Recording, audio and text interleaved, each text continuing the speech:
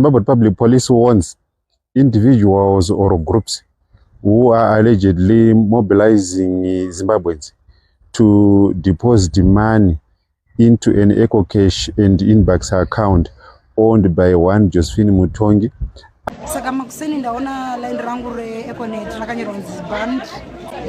My EcoCash has been barred. Your EcoCash account has been barred. Then my WhatsApp yabva yavarwa. Aichashandi saka mafoni angu ese vanhu vazotrack vaunditsvaga but hanga asisashandi. Socialite Josephine Mutongi breaks the silence after apomerwa mhosva yeutsotsi apo aikolekta mari dzechema through Facebook page rinonzi Paushamwari achiisirwa mari paEcoCash nepainbox yake. Tisingazive hedu kuti chaiva chokwadi here kuti aiba kana kuti yaingovawo way yekubatsirana nevaiva vafirwa. Ndinokumbirawo ungonyora mucomment section kuti rest in peace to 3 kuwadzana extension children vakawanikwa vakafa vari mubhuti remota mushure mekushayikwa kwemazuva 3. Kusangana kwatikuita zvakare pachannel ino, channel yeZimuTines TV, pandinodzoka nemaupdates akasiyana-siyana uye ndinoti kana kari kekutanga kusvika pano ndinokumbirawo kuti ungobaya button rekusubscribe then turn on the notification bell kuitira kuti usarasikirwe neevery update yandinodzoka nayo pano nguva nenguva. Nemusi wa 5 October 2025, the Zimbabwe Republic Police issue a statement yayambira mhuri yeZimbabwe kuti isaise mari muEcoCash number yaJosephine Mutongi uyo aimobilize vanhu kuti vaise mari yechema panhamba dzake achiti imari yechema yekubatsirana nehama dzevafirwa.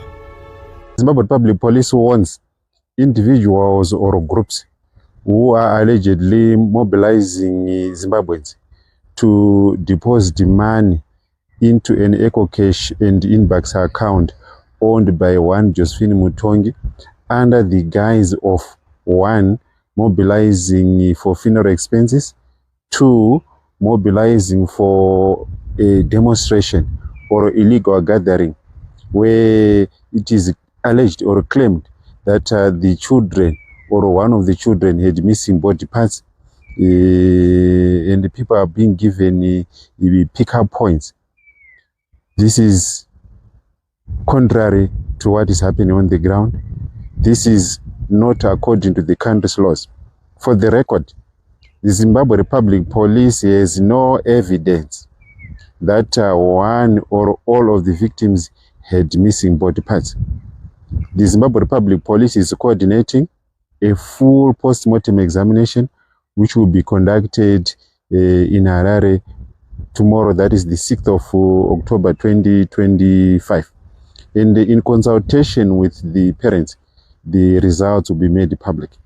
We also want to make it clear that the families of the victims have openly disowned Josephine Mutongi, who is using social media pages to send out all sorts of information. We want to urge the public. We want to appeal to the public. Please let us allow the grieving families to have their privacy. And in the process, allow the Zimbabwe Republic Police to conduct investigations with a view of finding out what actually happened to these 3 minors. So definitely the law will take its course on anyone who wants to engage in criminal activity using or taking advantage. Asi Josephine azosvika pakutaura zvakaitika apo abuda achitaura kuti maline ake akatozovharwa mushure mekunge aripoterwa kuti iskamu uye aenderera mberi akati mari yaizoshayaniswa pamwana wega pavari 3 uye vanyorerana pasi nevabereki vevana vakashaya ava kuti mari dzavo vachapiwa sezvo nhamba dzake dzambovharwa pari zvino. Ladies and gentlemen, ngatinzwei Josephine achitaura uye kana mapedza kuona this video ngatisangane mucomment section muchitiudzawo zvamunofunga pamusoro penyaya iyi muchitipawo maonero enyu kuti Josephine angave aida kuba here zveshuwa kana kuti aibatsirawo kukolekta mari yechema. Asi ini mubvunzo wangu uri pakuti ko aizokolekta mari yechema akamira sani iye asiri hama yevana ava.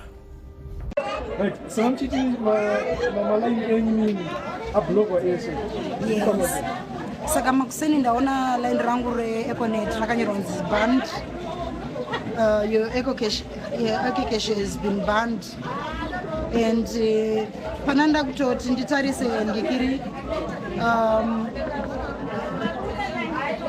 yeah, okay, there is it. My Eco Cash has been banned. Your Eco Cash account has been banned.